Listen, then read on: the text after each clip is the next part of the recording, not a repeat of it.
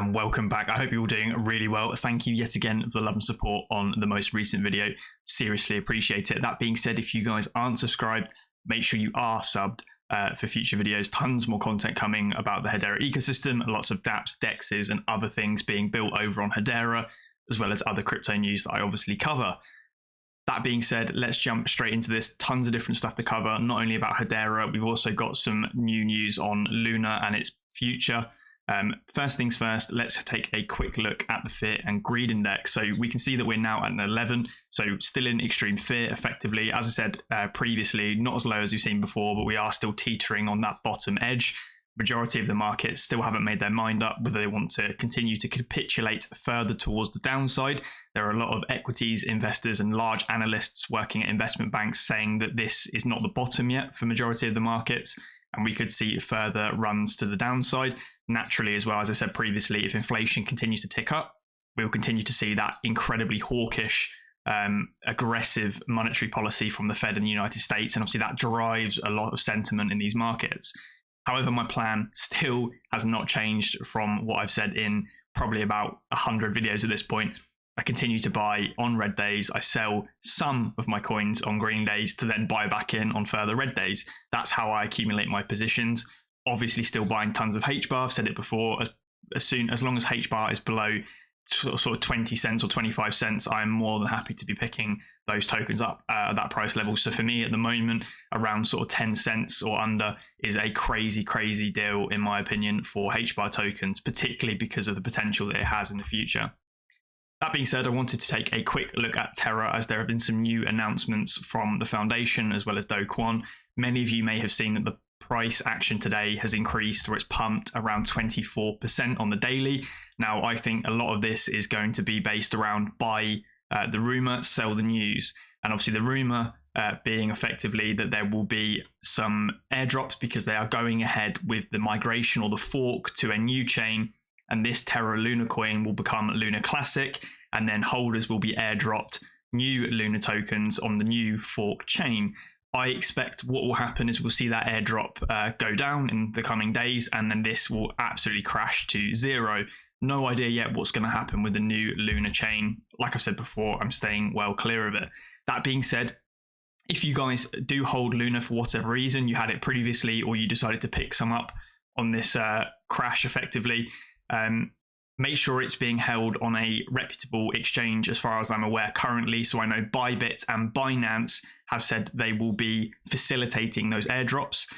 Be very careful of a lot of scam tweets at the moment as well over on Twitter. Tons of bots and bad actors are trying to get people to send their tokens to weird addresses, use strange forms to fill out.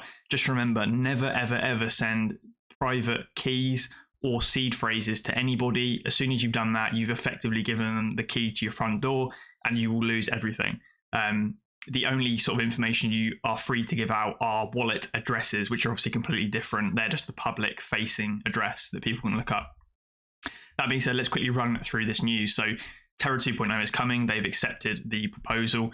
Overwhelming support. The Terra ecosystem has a past proposal of 1,623, calling for the genesis, i.e. the creation of a new blockchain and preservation of our community. So the Terra ecosystem revival plan, which has everything you need to know about our path forward, can be read in full here. If you guys are interested, I'd urge you to take a look. I'm not going to go too much into that. It will effectively create a new Terra Luna chain, like I said, a forked version of the chain without the algorithmic stablecoin, which obviously triggered that death spiral.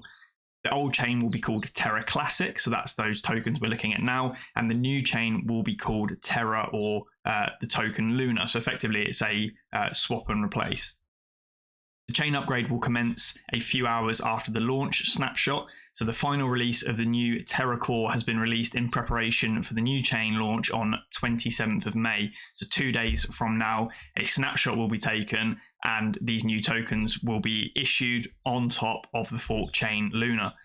Luna will be airdropped across Luna Classic stakers, Luna Classic holders, residual UST holders, and essential dApp developers of the Terra Classic ecosystem. Token distribution details can be found in the governance proposal, but to summarize, 30% will be allocated to a community pool. Pre-attack Luna holders will be 35%, so that was pre the death spiral. It's very interesting. They called this an attack effectively, whereas it was more of a meltdown in their algorithm that they had in place. I don't know if you could really call it an attack, even though if it was, I think it's amusing to say the least. Pre-attack, UST holders 10%, post-attack, Luna holders 10%, and post-attack UST holders 15%. So obviously more allocation to those who held before the death spiral occurred, which makes sense because they have lost out the most in this scenario. As you can see, the proposal allocates a large portion of the token distribution to provide runaway for existing Terra dApp developers and to align the interest of developers with the long-term success of the ecosystem. Some more information here about the TFL wallets, and the removal of these wallets from the airdrop whitelist will make Terra a fully community-owned chain. We believe this is an important step to empowering our ecosystem. We are proud to be working closely with CEX partners such as Binance and Bybit, as well as many others, to support the airdrop to our community members who held tokens on exchanges. So like I said, if it's a non-custodial wallet, you should receive that no problem. If it's on a centralized exchange, you either need to send it to a non-custodial wallet or make sure it's on a centralized exchange, which is being recognized in partnership. So Binance, Bybit, and I think Hbar is another one. Make sure you double check, but Binance and Bybit are 100% confirmed for centralized exchanges. To the Terra validators and dApp developers, we can't wait to see where you take this. Please make sure you check out the migration guides. And then they finish it off by saying the strength will always be in our community, resounding sign yet of our resilience. As I said previously, I'm not really interested in this at all now. I think they've broken their trust within the community. And basically 𝗥𝗘𝗙𝗘𝗥𝗥𝗔𝗟𝗦 running all the shots for the chain is not sustainable, and nothing will effectively change if that's going to continue to happen. So that's a big firm no from me. However, as I said, if you are in the ecosystem, there is some information there for you guys. Jumping across, let's have a quick look at the rest of the market, and more importantly about what kind of Bitcoin is doing in the markets as well, and the sentiment around that. So Andreessen Horowitz has just raised $4.5 billion crypto fund, so more institutional investment flowing in there. And we've also got the IMF chief, the International Monetary Fund, saying crypto offers us faster service, lower cost, and more inclusion. And there was also a recent tweet from someone, I cannot remember the name, basically saying that Swift payment system will not exist in 5 years' time, as there is increasing pressure from cryptocurrency to replace that. So there's loads of sort of positive news there, sentiment-wise. Really interesting ad here from Coinbase. As I said before, I don't actually use Coinbase any longer due to the high spreads and obviously issues with their financial backing and the rest of it. Very good entry-level platform for those of you who don't actually own any crypto yet. But they're just going through here, if we had a Bitcoin for every time someone said crypto is dead. So over the years, going back to 2013, every single year people say crypto is dead, and it comes back stronger than ever. We go through these very long bear markets or crypto winters, whatever you want to call them, but the general trend or trajectory is towards the upside. Plan B is obviously someone that I've mentioned on the channel before. I've been following his Twitter account for a very long time. Several different models he's put out over the years to do with cryptocurrencies and Bitcoin in particular. One of his sort of most popular being the stock to flow model.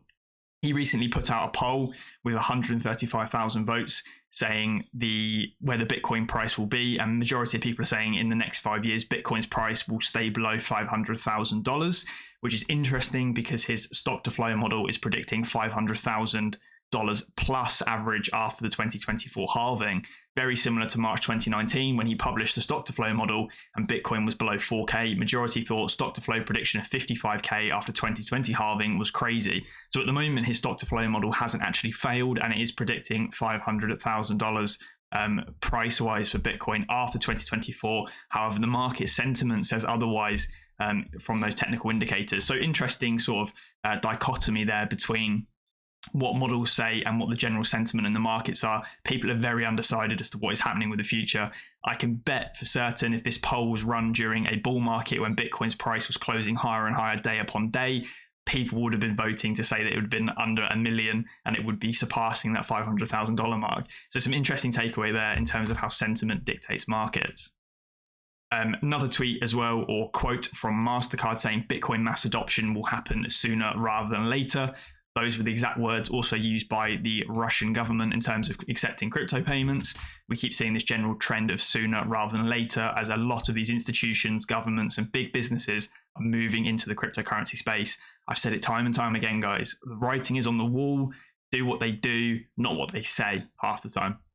JP Morgan has also just said that cryptocurrency has overtaken real estate as one of its preferred alternative assets. So they are effectively allocating more capital now to cryptocurrency than real estate, for example, as they see it as a better bet for the long term. Now, this may be them as well, sort of indirectly saying that real estate is overvalued at the moment and cryptocurrency is undervalued, and that kind of gets resounded in this article here. So JP Morgan backs Bitcoin to rise 28% and says cryptocurrencies are now its preferred alternative asset.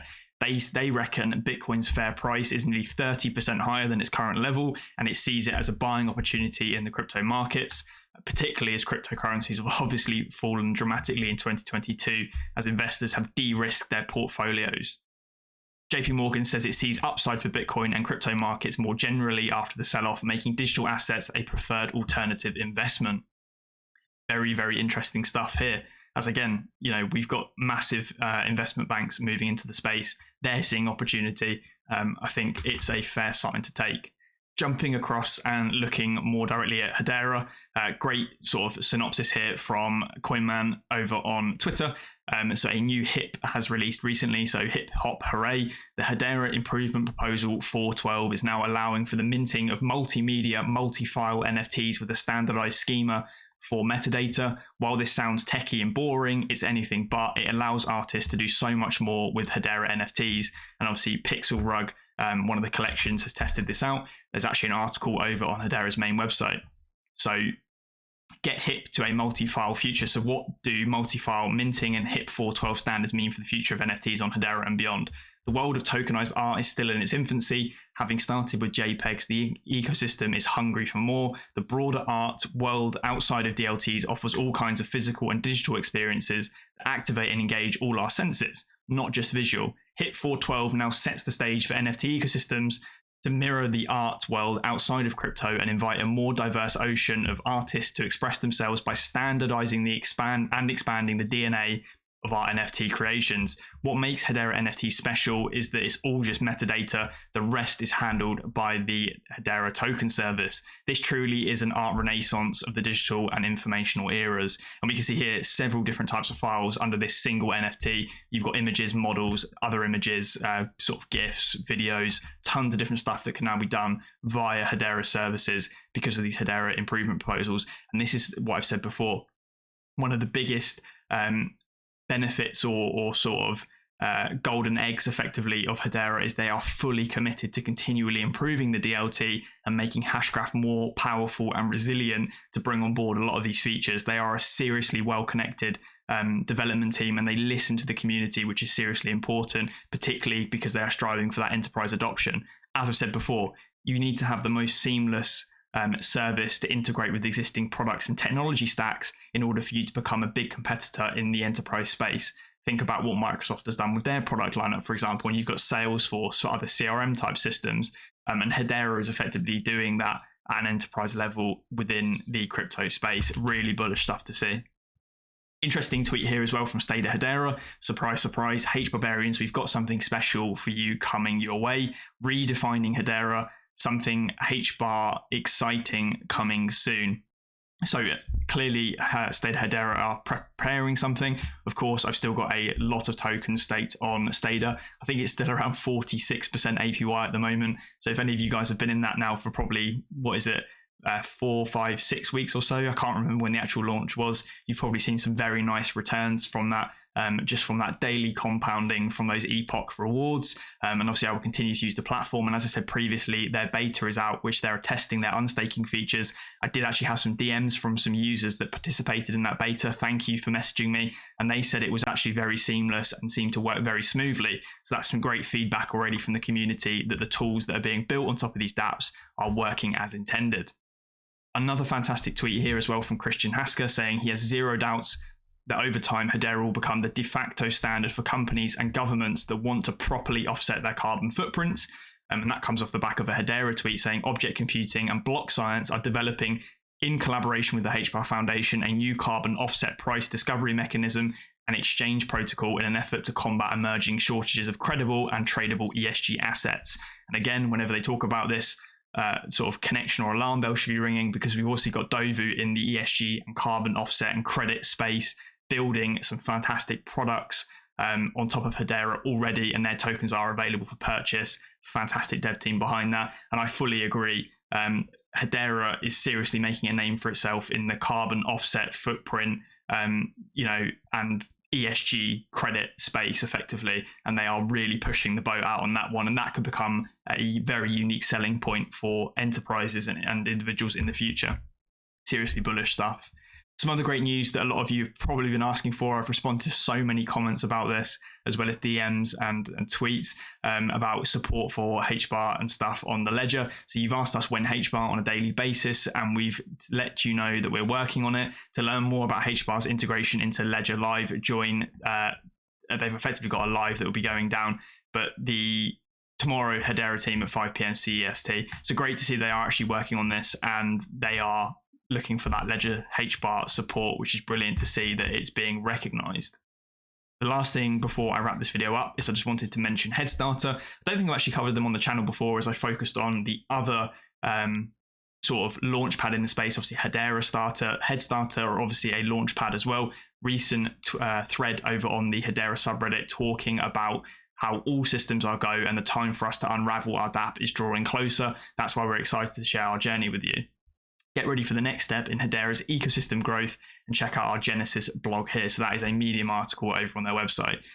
They're also participating in the Hedera 22 hackathon, and they're continuing to build their product out. Obviously, HeadStarter does have a web page as well as a white paper. Obviously, I'll release more information on this if they do get closer to launch and we see more information about it. However, it functions very similarly to Hedera Starter in the fact that it's a launch pad that can incubate projects and function as a DAO with some other features as well. So great, again, as an on-ramp for projects and development teams to effectively enter the Hedera ecosystem. All of these projects effectively are ways to reduce barriers to entry for newcomers to Hedera, which further catapults that growth. It accelerates the growth of the Hedera ecosystem.